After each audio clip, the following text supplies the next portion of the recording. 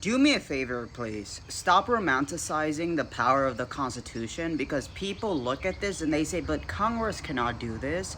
Have you read Article 3 of the Judiciary and the Constitution? It's incomplete. What that means is that the Congress utilizes Federal Law 78 through 83 in order to design the courts. This means that Article 3 alone doesn't dictate the structure of the courts. What does that mean? Congress does. Which means that Congress has that room to dictate what powers and authorities the courts do or don't have, because Article 3 is incomplete. And I've created videos on this. This means that there is a codependency between Congress and the courts, right? Congress creates legislation that designs the courts, and the courts then are capable of utilizing their position in order to advance the congressional rule, to be honest. That's why Chief Justice Roberts is over here advancing Republican rhetoric, right? Conservative rhetoric, Clarence Thomas, because there is a conflict of interest, right? Unless Congress actually codifies through an amendment that judiciary reform, then it's not technically unconstitutional, right? Which means there's a lot of room for Congress to actually dictate the powers and authorities of the courts.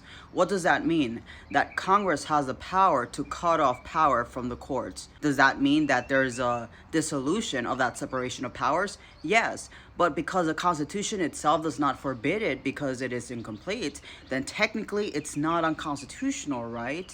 And yes, the courts can interpret it as such. However, if they don't have the power to pursue contempt charges, then what does that do to us? You see, we've been romanticizing the strength and power of the Constitution, not actually recognizing that it is an honor code. The enforcement is really just suggestions. And yes, there can be a maximization. However, because there is no actual fundamental engraving of these authorities, then there's a lot of room for branches to say, well, technically we cannot do that because it's not there. But then, Republicans maximize on their role, and then our side is just like, we cannot go beyond tradition. Yes, we can, but they don't want to go. And here's the thing, that this administration has been just rejecting constitutional order right and left, and we've been entrusting on the courts because you believe that it's capable of having that authority, but Congress is capable of reducing that authority because Article 3 is incomplete, and we have not reformed that. Our founding fathers knew they had no idea how to structure our courts,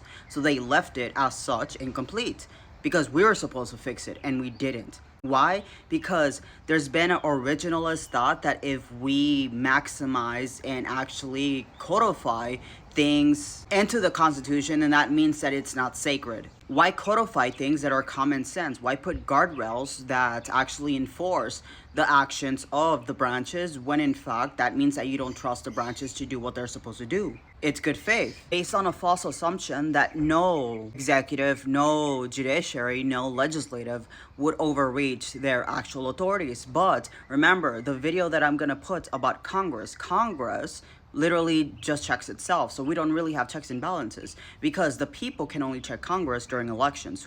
So who checks Congress? Before elections, Congress. So how is that checks and balances? It's not. And that's the thing. There has been a maximization of paralyzing our constitutional order through the reduction of actual codification of legislation, amendments, or whatever, right?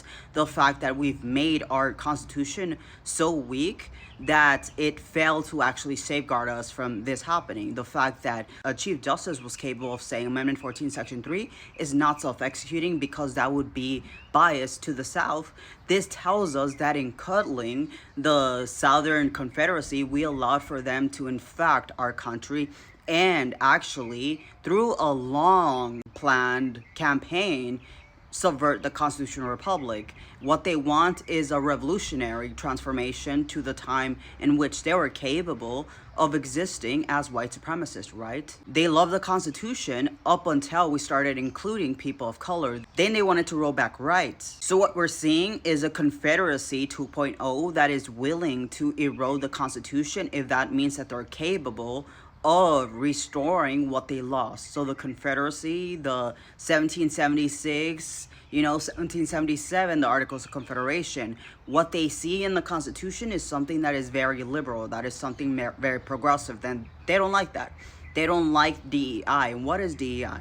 DEI is post 1865, at least for them, right? Because they believe that once we started expanding the amendments to include, like, say, the Equal Rights Amendments, that means that we started delving more into wokeness than actual governance. But that's ridiculous, because at the forefront, our goal as a constitutional republic is to create a country in which all of us can thrive. But their version of us was just white people, and that's what they want to restore. And that's what we have to acknowledge, that they're doing this in order to reduce the judicial powers. But what does this mean?